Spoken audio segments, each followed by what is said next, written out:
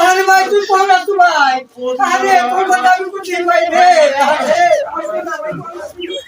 আমার ভাই আমার শুনে ভাই রে। আরে কেন তোমার নাই রে? আমার শুনে ভাই ভাই তুই পানি আসিস ভাই। ভাই তুই আছে তুই বিয়ে সাথে হচ্ছে